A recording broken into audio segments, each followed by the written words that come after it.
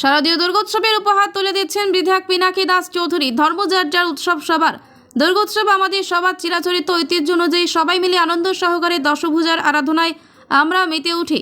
মাতৃশক্তির এই আরাধনায় যাতে করে সমস্ত অংশের জনগণ সম্মিলিতভাবে মেতে উঠতে পারেন তার জন্যই নতুন বস্ত্র তুলে দেওয়ার ক্ষুদ্র প্রয়াস। তবে বস্ত্র তুলে দেওয়া কোনোভাবেই দান নয়, এরা হচ্ছে শুধুমাত্র ন্যূনতম উপহারের মাধ্যমে আপনাদেরকে সাথে নিয়ে দেবী দুর্গার আরাধনায় মেতে ওঠা এবং গোটা কল্যাণপুরবাসী তথা রাজ্যবাসীর মঙ্গল কামনা করা কথাগুলোর বক্তা কল্যাণপুর প্রমোদনগর বিধানসভা কেন্দ্রের বিধায়ক পিনাকি দাস চৌধুরী। এখানে উল্লেখ করা প্রয়োজন, আসন্ন শারদ উৎসব উপলক্ষে আজ নিজ বিধানসভা এলাকার ঘিলাতলি, দক্ষিণ ঘিলাতলি, মোহরছড়া ইত্যাদি এলাকায় দুস্থ এবং গরিব অংশের সাধারণ মানুষের মধ্যে শারদীয় দুর্গোৎসবের উপহার পেয়ে নতুন বস্ত্র তুলে দেন বিধায়ক পিনাকি দাস চৌধুরী। সাধারণ মানুষ খুশি।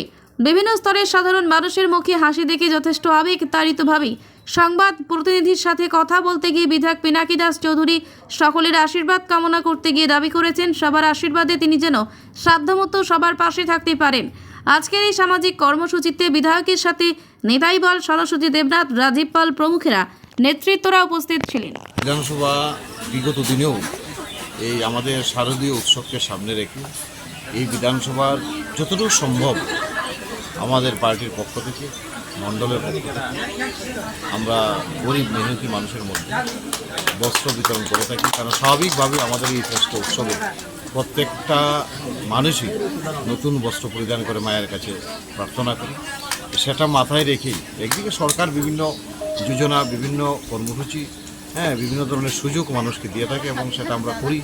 পাশাপাশি আমরাও সেই উদ্যোগটা নিয়েছি যে আমার বিধানসভার প্রত্যেকটা মানুষ যাতে সেখানটায় খুশিতে আনন্দে ভরপুর হয়ে সেই নতুন বস্ত্র পরিধান করে মায়ের কাছে প্রার্থনা করতে পারে। নিজের প্রার্থনা একটাই, নিজের পরিবারকে সুস্থ রাখা এবং খুশি আনন্দ বয়ে নিয়ে আসুক এবং জগতের প্রত্যেকটা পরিবারের মধ্যে সেই খুশি আনন্দ যাতে নিয়ে আসে মায়, এই আশীর্বাদ বর্ষিত হোক জগৎবাসীর উপর, তাকে সামনে রেখে এই আজকের এই কর্মসূচি।